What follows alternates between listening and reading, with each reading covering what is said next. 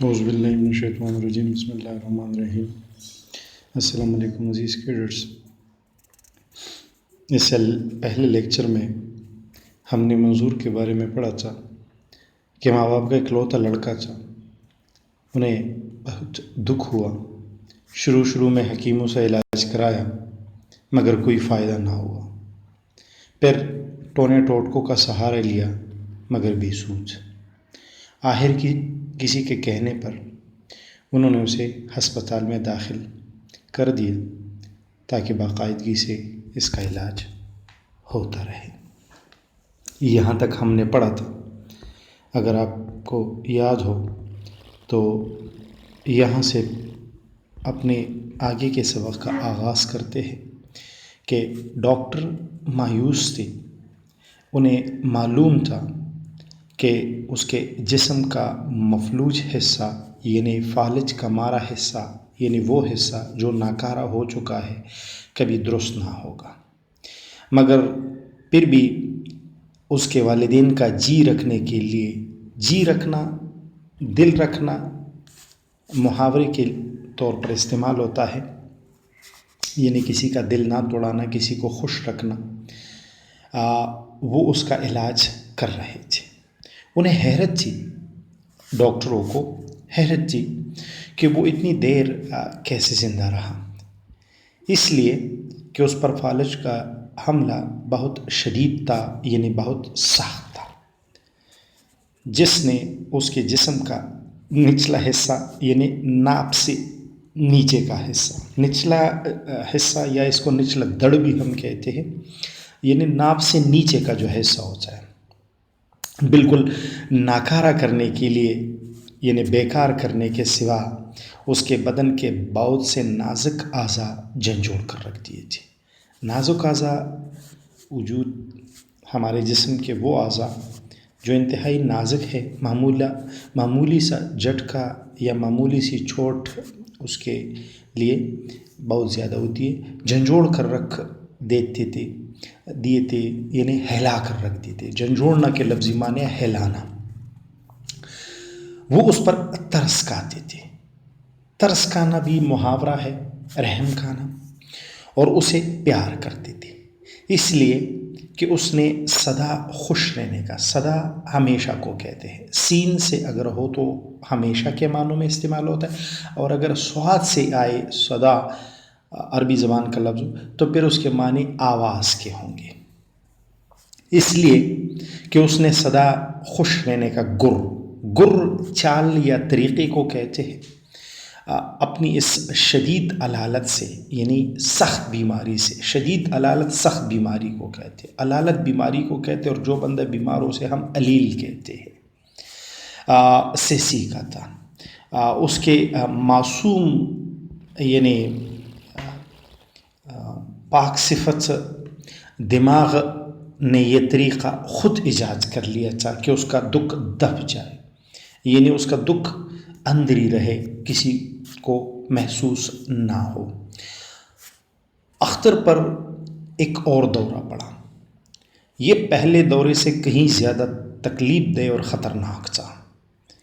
اس دوران اختر پر ایک اور دورہ پڑا جو اس دورے سے، جس کا ہم شروع میں ذکر کر رہے تھے، افسانے کے بالکل شروع میں، اس سے زیادہ تکلیف دہ تھا اور خطرناک بھی تھا، مگر اس نے صبر اور تحمل سے کام لیا۔ اس دورے میں، اس جھٹکے میں اس نے صبر اور تحمل سے کام لیا اور منظور کی مثال سامنے رکھ کر اپنے درد سے غافل یعنی بے خبر رہنے کی کوشش کی، اپنے درد کو بلائے رکھا، جس میں اسے کامیابی ہوئی۔ ڈاکٹروں کو اس مرتبہ تو 100% یقین تھا۔ 100% یقین ہونا محاورہ ہے، یعنی بالکل یقین ہونا کہ دنیا کی کوئی طاقت اسے بچا نہیں سکتی، مگر معجزہ رونما ہوا۔ معجزہ اعجاز کو کہتے ہیں، رونما ہوا یعنی واقع ہوا، اور رات کی ڈیوٹی پر معین نرس نے، رات کی ڈیوٹی پر معین یعنی جس کی نائٹ ڈیوٹی تھی، جس کے رات کو ڈیوٹی تھی، اس پر جو معین یعنی تعینات نرس تھی، مقرر نرس تھی، نے صبح سویرے اسے دوسری نرسوں کے سپرد کیے، نے حوالے کیا تو اس کی گرتی ہوئی نبض یعنی سانس کی جو رفتار تھی سنبھل چکی تھی. ڈیش ڈیش ڈیش ڈیش وہ زندہ تھا. یعنی اور بھی باتیں تھی کہ مطلب وہ یہ تھا یہ تھا یہ تھا یہ تھا، وہ باتیں یہاں پر ساری نکال دی گئی، اور آخر میں یہی ایک جو اس میں اہم بات کہ وہ زندہ تھا. مطلب یہ کہ وہ زندہ تھا. موت سے کشتی لڑتے لڑتے، یعنی موت سے اس میں پنجہ آزمائی کرتے ہوئے، کبڈی کرتے ہوئے، مطلب موت سے لڑتے لڑتے، مقابلہ کرتے، کشتی لڑنا مقابلہ کرنا. موت سے کشتی لڑتے لڑتے نڈال ہو کر یعنی بے دم ہو کر جب وہ سونے لگا تو اس نے نیم مندی ہوئی آنکھوں سے، نیم مندی ہوئی یعنی آدھی مندی ہوئی، یعنی مطلب آدھی کھلی ہوئی. مندی اصل میں سست یا کمزور کو کہتے ہیں، تو آدھی سست مطلب کہ جو پوری سست نہ ہو، جو پوری طرح بند نہ ہو بلکہ بند ہونے کے قریب ہو. نیم مندی ہوئی آنکھوں سے منظور کی طرف دیکھا جو مخفی خواب تھا، یعنی خواب میں مستغرق تھا، کھویا ہوا تھا، گم تھا یا مشغول تھا. اس کا چہرہ دمک رہا تھا، یعنی منظور کا چہرہ دمک رہا تھا یعنی چمک رہا تھا. اختر نے اپنے کمزور و نحیف وہ کے ذریعے جوڑے گئے، دونوں کا ایک ہی معنی ہے. کمزور کے معنی نحیف اور نحیف کے معنی کمزور ہے یعنی لاغر. دل میں اس کی پیشانی کو چوما، خیال میں پیشانی کو چوما، ماتھے کو چوما اور سو گیا. پیشانی ماتھے کو کہتے ہیں، جبی کو کہتے ہیں، اس کو انگریزی میں پاور ہیڈ کہتے ہیں. جب اٹھا تو منظور چہک رہا تھا. چہکنا تو پرندوں کا چہچہانا ہوتا ہے، لیکن جب انسان بہت زیادہ بولتا ہے تو اسے بھی ہم چہکنا کہتے ہیں، اور یہ عموماً جب انسان بہت اچھی اور خوبصورت باتیں کر رہا ہو تو اس کو چہکنا کہتے ہیں. جب منظور اٹھا تو منظور چہک رہا تھا. اس کے متعلق ایک نرس سے کہہ رہا تھا، آپا اختر بائی کو جگاؤ، دوا کا وقت ہو گیا ہے. یعنی اختر بائی کو جگا دو، اس کو دوا دینے کا وقت ہو گیا، سونے دو، اسے آرام کی ضرورت ہے، سونے دو. یعنی اختر کو سونے دو، اس نے یہ کیا، رات کو دورہ تھا یا وغیرہ. یہاں پر وہ جو باتیں ہیں وہ ضم ہو گئی، یہاں اسے آرام کی ضرورت ہے. مختصر نہیں، کچھ اور باتیں بھی ہے اس میں. وہ بالکل ٹھیک ہے، آپ انہیں دوا دیجئے. اچھا دے دوں گی، نرس کہہ رہی. منظور نے جب اختر کی طرف دیکھا تو اس کی آنکھیں کھلی ہوئی تھی. اس نے بہت خوش ہو کر آواز بلند کہا، یعنی بلند آواز سے کہا، اونچی آواز سے کہا، السلام علیکم. منظور نے اختر نے نقاہت برے لہجے میں، یعنی نقیح برے لہجے میں، نقیح لہجے میں یعنی کمزور لہجے میں، لاغر لہجے میں جواب دیا، وعلیکم السلام. بھائی جان آپ بہت سوئے، یعنی مطلب آپ نے بہت نیند کی. ہاں شاید یہاں مطلب شاید وہ کچھ اور بھی کہنا چاہ رہا تھا، لیکن شاید. نرس آپ کے لیے دوا لا رہی ہے. اختر نے محسوس کیا کہ منظور کی باتیں اس کے نحیب دل کو یعنی کمزور دل کو تقویت پہنچا رہی ہے، یعنی طاقت دے رہی ہے.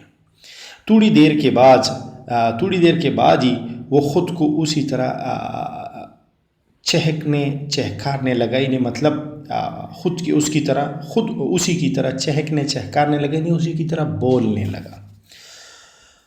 اس نے منظور سے پوچھا، اس مرتبہ بھی تم نے میرے لیے دعا مانگی تھی؟ منظور نے جواب دیا، نہیں. کیوں؟ یعنی اختر نے پوچھا. میں روز دعائیں نہیں مانگا کرتا. یعنی یہاں کچھ اور باتیں بھی ہیں. ایک دفعہ مانگ لی کافی تھی. مجھے معلوم تھا آپ ٹھیک ہو جائیں گے. اس کے لہجے میں یقین تھا، اعتماد تھا. اختر نے اسے ذرا سا چھیڑنے کے لیے کہا، انہیں تنگ کرنے. ذرا سا چھیڑنا یعنی تنگ کرنا، محاورہ ہے. تم دوسروں سے کہتے رہتے ہو کہ ٹھیک ہو جاؤ گے، خود کیوں نہیں ٹھیک ہو کر گھر چلے جاتے؟ منظور نے تھوڑی دیر سوچا. میں بھی ٹھیک ہو جاؤں گا. بڑے ڈاکٹر جی کہتے تھے تم 1 مہینے تک چلنے پھرنے لگو گے. دیکھیں نا یہاں اور بھی بات ہے. دیکھیں نا اب میں نیچے اور اوپر کسک سکتا ہوں یعنی حرکت کر سکتا ہوں. یہ جو جملہ ہے یہ عمل ہے، یعنی اس نے اس بیڈ پر یا جو چارپائی تھی اس پر آگے پیچھے ہلنے کی کوشش کی، اس کو دکھانے کی. تو یہ جملہ دکھانے سے متعلق ہے. اس نے کمبل میں اوپر نیچے کسکنے کی ناکام کوشش کی. اختر نے کہا واہ منظور میاں واہ، 1 مہینہ کیا یوں گزر جائے گا. یوں گزر جانا اصل میں وہ چٹکی ہے جو اس نے بجائی کہ یوں گزر جائے گا، مطلب ایسے گزر جائے گا. منظور نے چٹکی بجائی اور خوش ہو کر کہنے لگا، یہاں ہوش ہو کر ہنسنے لگا، یعنی اس بات کو کہ میں بھی جلدی ٹھیک. 1 مہینے سے زیادہ عرصہ گزر گیا. اس دوران اختر پر دل کے 3 دورے پڑے جو زیادہ شدید نہیں تھے. اب اس کی حالت بہتر تھی. نقاہت دور ہو رہی تھی، یعنی کمزوری اس کی ختم ہو رہی تھی. اعصاب میں یعنی اس کے جو رگیں تھی اس میں مسلز، اس کو انگریزی میں کہتے ہیں مسلز، پٹھوں میں پہلا سا تناؤ یعنی کھینچنے کی جو اسٹریچنگ بھی نہیں تھا. دل کی رفتار ٹھیک تھی، یعنی دل کی جو حرکت تھی دھک دھک کی وہ ٹھیک تھی. ڈاکٹروں کا خیال تھا کہ اب وہ خطرے سے باہر ہے، لیکن ان کا تعجب یعنی حیرانی بدستور قائم تھا کہ وہ کیسے بچ گیا.